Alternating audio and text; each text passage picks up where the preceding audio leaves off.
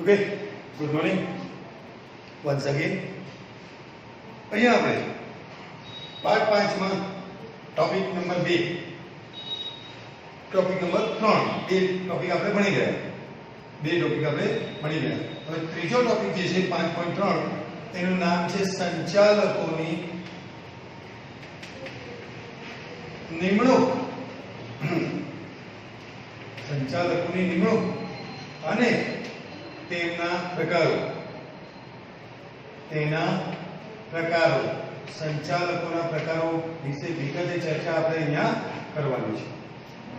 નિમણૂકનો topic નાનો છે, કોની નિમણૂક કરી શકાય તેની વાત કરી છે. તો પહેલા નિમણૂક અને ત્યાર પછી એના પ્રકારો વિશે જોઈએ. Appointment of directors. કંપની ધારા અનુસાર કોઈ પણ કંપનીનું સંચાલન સંયુક્ત સ્વરૂપે સંચાલક મંડળ દ્વારા કરવામાં આવે છે. કંપનીનું સંચાલન સંયુક્ત રીતે સંચાલક મંડળ દ્વારા કરવામાં આવે છે. સંયુક્ત રીતે તેઓ BOD તરીકે ઓળખાય છે, board of directors. Board of directors તરીકે ઓળખાય છે. સંચાલક મંડળ દ્વારા કરવામાં આવે છે. માટે દરેક કંપનીએ સંચાલકોની નિમણૂક કરવી ફરજિયાત છે.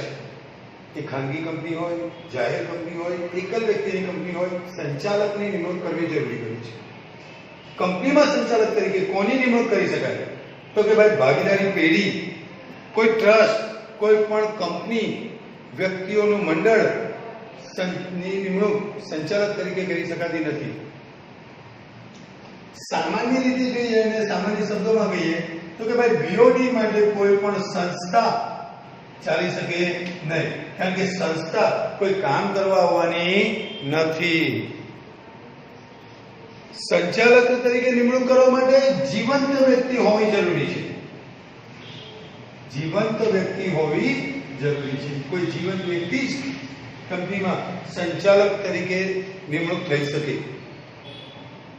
સંચાલક તરીકે માત્ર જીવંત વ્યક્તિની જ નિમણૂક કરી શકાય. કંપની દ્વારા 2013 અનુસાર સંચાલકોની નિમણૂક અંગેની જોગવાઈઓ નીચે મુજબ છે. પ્રથમ સંચાલકની નિમણૂક. હવે એના પ્રકારો આવે છે, તે પ્રકારોની વાત કરીએ. પ્રથમ સંચાલકની નિમણૂક, પ્રથમ સંચાલકો બાદ સંચાલકોની નિમણૂક. આ બે નિમણૂકની વાત છે, તે નિમણૂકની વાત કરીએ. અહીંયા સંચાલકોની નિમણૂક અંગેની જોગવાઈ નીચે મુજબ છે. તેમાં પહેલું પ્રથમ સંચાલકની નિમણૂક. પ્રથમ સંચાલકની નિમણૂક આ બહુ ઇમ્પોર્ટન્ટ છે.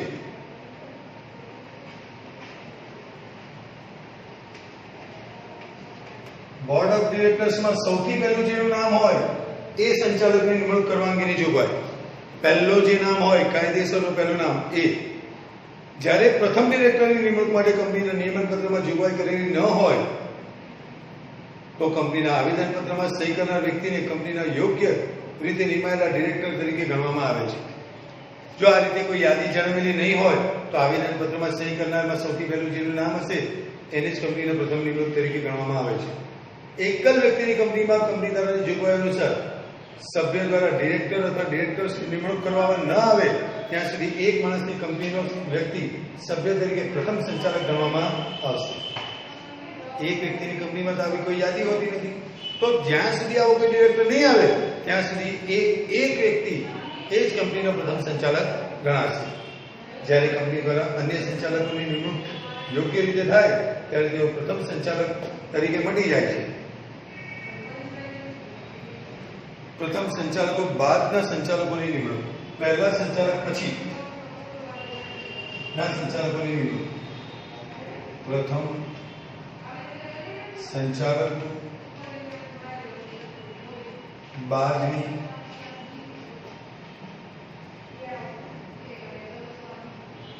સંચાલકોની નિમણૂક. બીજા નંબરથી આગળના સંચાલકોની નિમણૂક.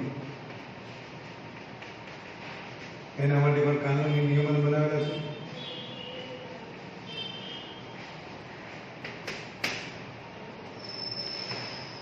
જોઈએ કંપનીના પ્રથમ સંચાલકોની મુદત કંપનીની પ્રથમ સામાન્ય સભાના દિવસે જ પૂરી થાય છે, એટલે કે 30 દિવસની અંદર આ સભા બોલાવવી ફરજિયાત છે. તો પ્રથમ સંચાલક 30 દિવસ તરીકેનો જ હોય, એની મુદત ત્યાં પૂરી થઈ જાય છે. કંપની તરફથી દરેક સંચાલકોની નિમણૂક સામાન્ય સભામાં કરવામાં આવે છે, જે દર વર્ષે આ પ્રમાણે કરવામાં આવે છે. જે વાર્ષિક સામાન્ય સભામાં કોઈ સંચાલક નિવૃત્ત થઈ રહેલ હોય તેની ખાલી જગ્યા ઉપર કંપની નિવૃત્ત થઈ રહેલ સંચાલકને નિમી શકે છે.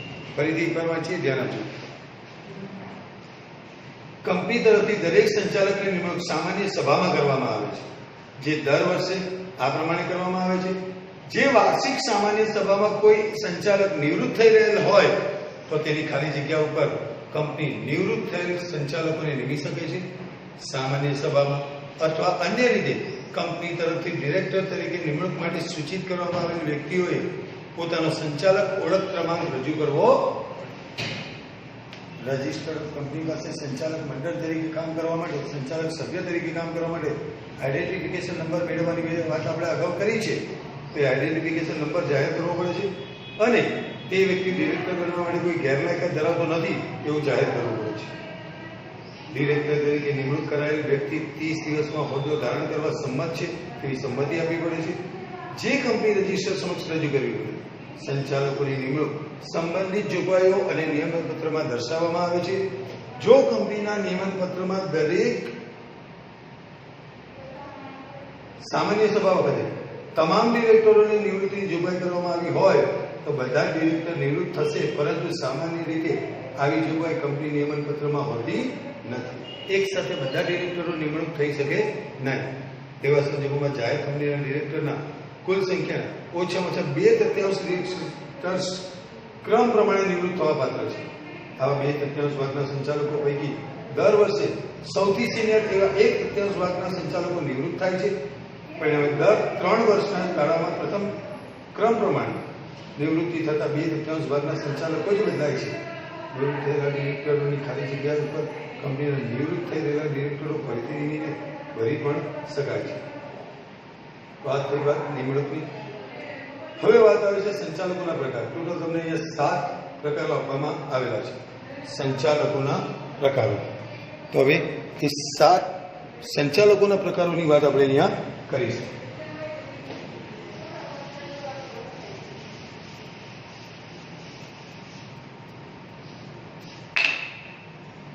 સંચાલકોના પ્રકારો. ઓકે, જુદી જુદી લાયકાત અને જુદા જુદા નિયમોને આધીન, એમણે આપેલા ફાળા આધીન, એમણે કરેલી કામગીરી આધીન સંચાલકોના પણ પ્રકારો પાડવામાં આવેલા છે. એવા 7 પ્રકાર આપણે અહીંયા જોવાના છે. સમજીએ. કંપની એક વિશાળ સંકુલ હોવાને કારણે સંચાલકો વગર ચાલી શકે નહીં, તેથી તેમાં નીચે પ્રમાણેના ડિરેક્ટરો હોવા જરૂરી છે. એમાં પહેલું સ્વતંત્ર ડિરેક્ટર.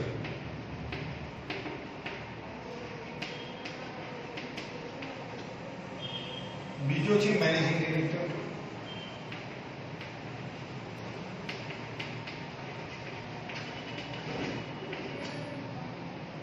ત્રીજું કીધું છે આપણને નોમિની ડિરેક્ટર, જેનું નામ નોમિની તરીકે દાખલ કરેલું હોય તે નોમિની ડિરેક્ટર. ચોથું કીધું છે વધારાના ડિરેક્ટર, એક્સ્ટ્રા ડિરેક્ટર.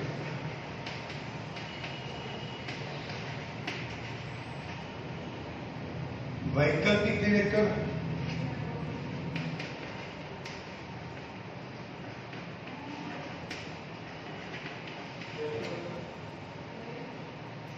ડિરેક્ટરનો સમય પૂરો થતા અગાઉના ડિરેક્ટરોની નિમણૂક. ડિરેક્ટરના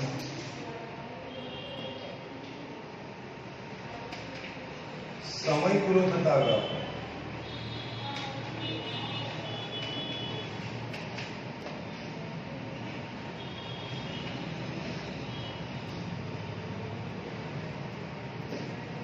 અગાઉના ડિરેક્ટરોની નિમણૂક.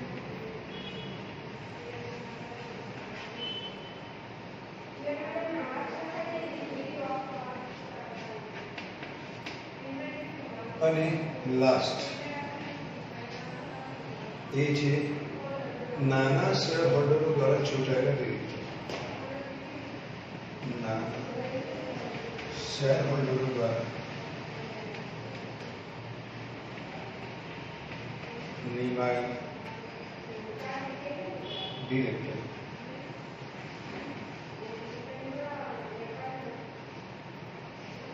આ 7 પ્રકારના ડિરેક્ટરો કંપનીમાં હોય છે. એ દરેકની જુદી જુદી વિશેષતાઓ છે.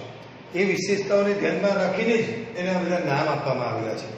તો વન બાય વન દરેકને જોઈએ. પહેલું છે સ્વતંત્ર ડિરેક્ટર. કંપની ધારા 2013માં આ એક નવી જોગવાઈ છે, નવો નિયમ છે. દરેક કંપનીમાં ઓછામાં ઓછા 1/3 ભાગના સંચાલકો સ્વતંત્ર સંચાલકો હશે. કંપનીમાં જેટલા ડિરેક્ટર હોય એના 30% ભાગ, 33% હિસ્સો સ્વતંત્ર સંચાલકોનો હોવો જોઈએ. કેન્દ્ર સરકાર જાહેર કંપનીના વર્ગો માટે સ્વતંત્ર સંચાલકની લઘુત્તમ સંખ્યા નક્કી કરી શકે છે. સ્વતંત્ર સંચાલક એટલે એવી વ્યક્તિ કે જે મેનેજિંગ ડિરેક્ટર ન હોય અથવા પૂર્ણ સમયનો ડિરેક્ટર ન હોય કે નોમિનલ ડિરેક્ટર ન હોય. સ્વતંત્ર ડિરેક્ટરની નિમણૂક ડેટા બેંકમાંથી કરવાની હોય. આમાંનો કોઈ ડિરેક્ટર ન હોય એ સ્વતંત્ર ડિરેક્ટર હોય. સ્વતંત્ર ડિરેક્ટરોની નિમણૂક ડેટા બેંકમાંથી કરવાની હોય છે. કેન્દ્ર સરકાર દ્વારા નિર્દિષ્ટ કરેલ સંસ્થાઓએ આ પ્રકારની ડેટા બેંક ઊભી કરવી પડે છે, જેમાં સ્વતંત્ર સંચાલક તરીકે કામ કરવાને લાયક ઈચ્છુક વ્યક્તિઓના નામ, સરનામા અને લાયકાતો દર્શાવવાની હોય છે. ડેટા બેંક એક એવી યાદી છે કે જે સંચાલકો સ્વતંત્ર ડિરેક્ટર તરીકે કામ કરવા તૈયાર છે એના નામ, સરનામા અને તેની વિગતો એમાં દર્શાવવામાં આવે છે. આવી પસંદગી કરતી વખતે કંપનીએ યોગ્ય સાવચેતી રાખવી જોઈએ અને તેની નિમણૂક સામાન્ય સભામાં માન્ય કરેલી હોવી જોઈએ. સ્વતંત્ર સંચાલકની મુદત સળંગ 5 વર્ષ માટેની હોય છે. સ્વતંત્ર સંચાલક પુનઃ નિમણૂકને પાત્ર પણ છે. 5 વર્ષ પછી જાય પછી ફરી પાછું એને સ્વતંત્ર નિમણૂક સંચાલક બનવું હોય તો બની શકે, પરંતુ તે અંગે કંપનીએ ખાસ ઠરાવ પસાર કરવો જોઈએ અને બોર્ડના અહેવાલમાં આવી નિમણૂકની જાહેરાત પણ કરવી જોઈએ. તેમાં પસંદ કરાયેલી વ્યક્તિને સ્વતંત્ર સંચાલક તરીકે નિમવાના કારણોનો નિર્દેશ થવો જોઈએ, પરંતુ કોઈ પણ સ્વતંત્ર સંચાલક વધુમાં વધુ સળંગ 2 મુદત એટલે કે 10 વર્ષથી વધારે હોદ્દો ધારણ કર્યાના 3 વર્ષ પૂરા થયા બાદ ફરીથી નિમણૂક પાત્ર બને છે. ફરી એકવાર જોઈ લઈએ. પરંતુ કોઈ પણ સ્વતંત્ર સંચાલક વધુમાં વધુ સળંગ 2 મુદત એટલે કે 10 વર્ષથી વધારે હોદ્દો ધારણ કર્યા હોય એના 3 વર્ષ પૂરા કર્યા બાદ ફરીથી નિમણૂક થવાને પાત્ર બને છે. આ 3 વર્ષ દરમિયાન સ્વતંત્ર ડિરેક્ટરને કંપનીમાં કોઈ પણ હેસિયતથી સીધી કે આર્થિક રીતે જોડી શકાતા નથી. 2 મુદત પૂરી થાય પછી 3 વર્ષ એને રેસ્ટ લેવાનો. ત્યાં સુધી સીધી કે આર્થિક રીતે કંપનીમાં કોઈ ડિરેક્ટર તરીકે કામ કરી શકે નહીં. સ્વતંત્ર સંચાલકની નિમણૂક કરતી વખતે નીચેની બાબતો ધ્યાનમાં રાખવી પડે. એમાં 5 બાબતો કીધી છે. પહેલું, સ્વતંત્ર સંચાલક તરીકે નિમણૂક પામેલ વ્યક્તિ બોર્ડના મત પ્રમાણે જે તે ક્ષેત્રમાં નિષ્ણાત, અનુભવી અને કાબેલ હોવો જોઈએ. એને જે કામ કરવાનું છે તે કામમાં નિષ્ણાત હોવો જોઈએ. આવી વ્યક્તિ કંપની કે ગૌણ કંપની કે સહાયક કંપનીના સ્થાપક હોવો જોઈએ નહીં. એ ડિરેક્ટર છે તો કંપનીના સ્થાપક તરીકે એનું નામ હોવું જોઈએ નહીં. આવી વ્યક્તિ કંપનીના કોઈ સ્થાપક કે સંચાલકના સગા પણ હોવા જોઈએ નહીં.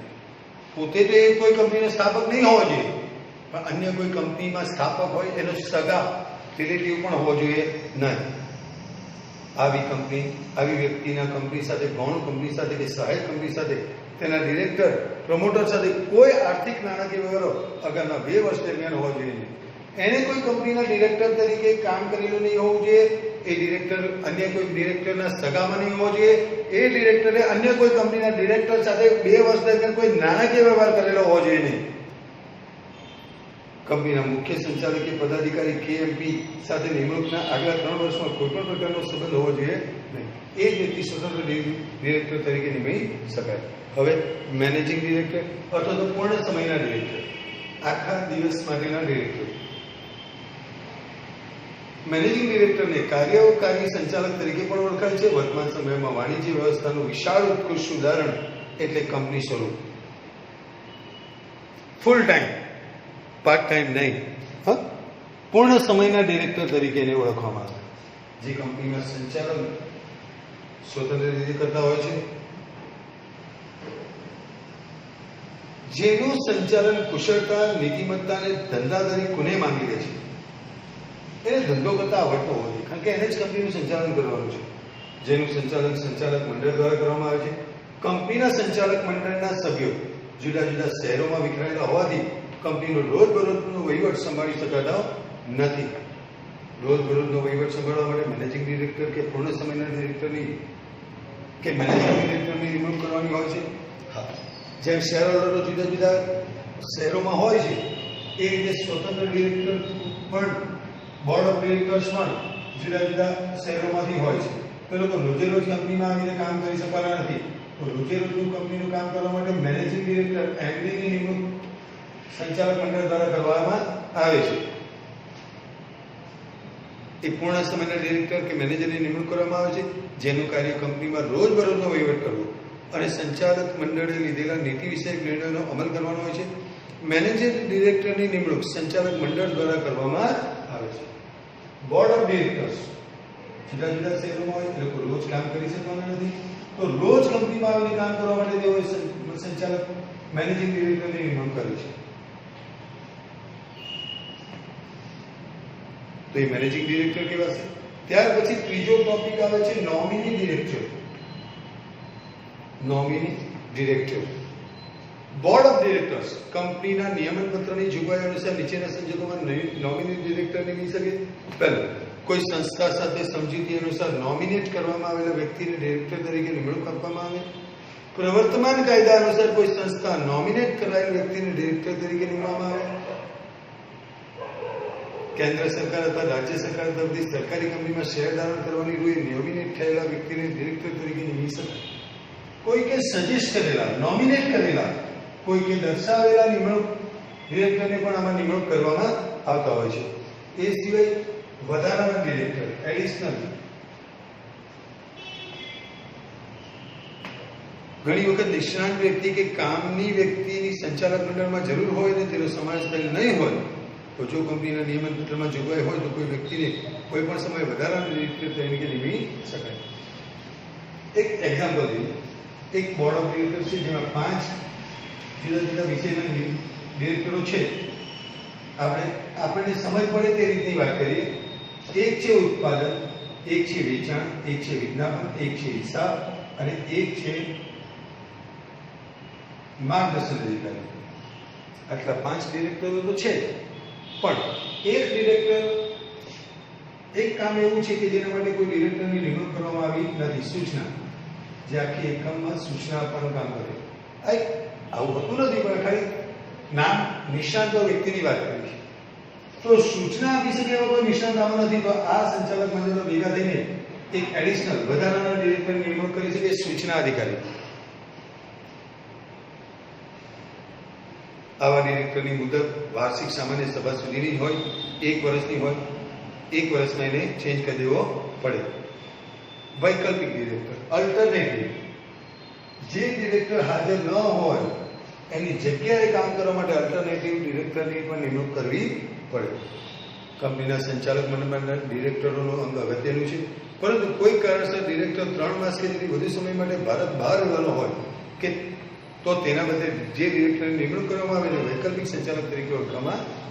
હવે 5 જણા છે તો 5 જણામાંથી એક ડિરેક્ટર ફરવા માટે બહાર જાય છે 3 મહિનાથી વધારે સમય માટે, 6 મહિના માટે ફોરેન જાય છે.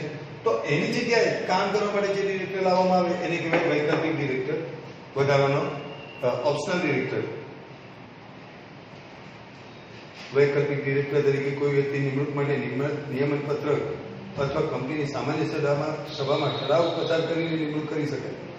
કંપની ધારા પ્રમાણે સ્વતંત્ર ડિરેક્ટરની જગ્યાએ વૈકલ્પિક ડિરેક્ટરની નિમણૂક ત્યારે જ કરી શકાય જો સ્વતંત્ર ડિરેક્ટર તરીકે નિમણૂક થવાની પાત્ર હોય. કંપનીમાં અન્ય કોઈ પણ ડિરેક્ટર માટે વૈકલ્પિક ડિરેક્ટર પદ ધરાવતી હોય તેવી વ્યક્તિની નિમણૂક કરી શકાય નહીં. ડિરેક્ટરનો સમય પૂરો થતા અગાઉ ડિરેક્ટરની ખાલી જગ્યાએ નિમણૂક કરવા માટે નિમાયેલો ડિરેક્ટર. હવે એક ડિરેક્ટર છે, એ ડિરેક્ટર 5 વર્ષ માટે નિમાયેલો છે. 3જા વર્ષે એનું મૃત્યુ થઈ જાય છે તો આ 2 વર્ષ માટે કામ કરવા માટે ડિરેક્ટરનો સમય પૂરો થતા અગાઉના ડિરેક્ટરની નિમણૂક કરવી પડે. કોઈ વ્યક્તિ 5 વર્ષની મુદત માટે ચૂંટાયેલો છે પણ 5 વર્ષ એ કામ કરી શકે તેવી હાલતમાં નથી તો એ 5 વર્ષ પૂરા કરવા માટે જેટલો સમય બાકી હોય એટલા સમયના ડિરેક્ટર તરીકે આની નિમણૂક થઈ શકે. Appointment of director before completion of term vacant post of director. Company ધારા અનુસાર કંપની સામાન્ય સભામાં ડિરેક્ટરોના હોદ્દાની મુદત પૂરી થતા પહેલા તેને દૂર કરવામાં આવે કે મુદત પૂરી ન કરી શકે ત્યારે નિયમન પત્રને આધીન બોર્ડ ઓફ ડિરેક્ટર્સ પોતાની સભામાં ખાલી પડેલી જગ્યાએ ડિરેક્ટર નિમી શકે. કોઈ બી કારણસર હોય છે, જાતે કામ કરી શકે એવી સંભાવના નહીં હોય, અથવા કંપની એને જાણી બહાર કાઢી મૂક્યો હોય, ગેરકાયદેસર ઠરાવેલો હોય, ડિરેક્ટર તરીકે નહીં એને રિજેક્ટ કરવામાં આવેલો હોય કાયદેસર રીતે, તેની જગ્યાએ આવા ડિરેક્ટર નિમણૂક કરી શકાય. કેન્દ્ર સરકાર આવી નિમણૂક કરી શકે. આ ડિરેક્ટર જે ડિરેક્ટરની જગ્યાએ નિમેલો હોય તે ડિરેક્ટરની ખાલી થયેલી જગ્યા ન હોત તો જ્યાં સુધી તેણે હોદ્દો ભોગવેલો હોત ત્યાં સુધીના સમય માટે હોદ્દો ધરાવી શકે. ડિરેક્ટરનો હોદ્દો નીચેના સંજોગોમાં ખાલી કરવામાં આવે છે. કંપનીની સામાન્ય સભામાં કે સંચાલક મંડળમાં ડિરેક્ટરો દૂર કરવામાં આવે.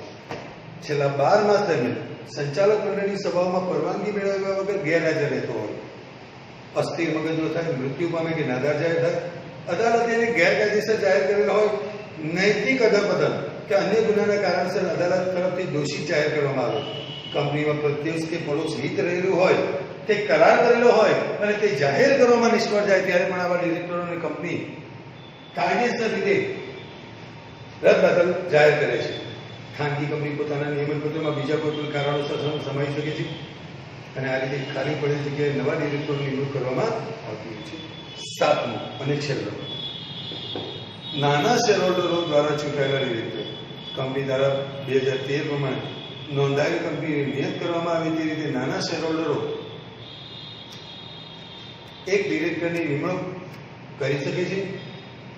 નાના શેરહોલ્ડરો કે જેમના શેરની દાર્શનિક કિંમત ₹20,000 થી વધુ ન હોય અથવા નિયમ કરવામાં આવેલી તેવી રકમથી વધુ ન હોવી જોઈએ. વધુમાં એવી પણ જોગવાઈ કરી છે કે આવા નાના શેરહોલ્ડરોની સંખ્યા જેથી કંપનીમાં ઓછામાં ઓછી 1,000 હોવી જોઈએ. અને લાસ્ટ એક ટોપિક લખવાનો રહી ગયો છે, એ ભાઈ લખી લઈએ આપણે. સ્ત્રી ડિરેક્ટર. 8મું નામ છે સ્ત્રી ડિરેક્ટર, મહિલા ડિરેક્ટર. મહિલાઓને તો ભૂલાય નહીં, એને લાવવી જ પડે. તો 8મો ડિરેક્ટર છે સ્ત્રી ડિરેક્ટર. નવી કંપની ધારા અનુસાર એવી જોગવાઈ કરવામાં આવી છે કે દરેક નોંધાયેલી કંપની જે કંપની ભરપાઈ થયેલી શેર મૂડી હોય, એ ભરપાઈ થયેલી શેર મૂડી 100 કરોડ કે તેથી વધુ હોય તેવી કંપનીઓના વર્ગમાં ઓછામાં ઓછી એક સ્ત્રી ડિરેક્ટર નિમણૂક કરવી. એના લઘુત્તમ ભરણાની રકમ ₹100 કરોડ કે તેથી વધુ હોય એવી કંપની માટે ફરજિયાતપણે એક મહિલા ડિરેક્ટર રાખવી જરૂરી છે. ઓકે, તો આની વાત અહીંયા પૂરી કરીએ છીએ. હવે આગળના ટોપિકની વાત આપણે નેક્સ્ટ વિડીયોમાં કરીશું. ચલો, બાય.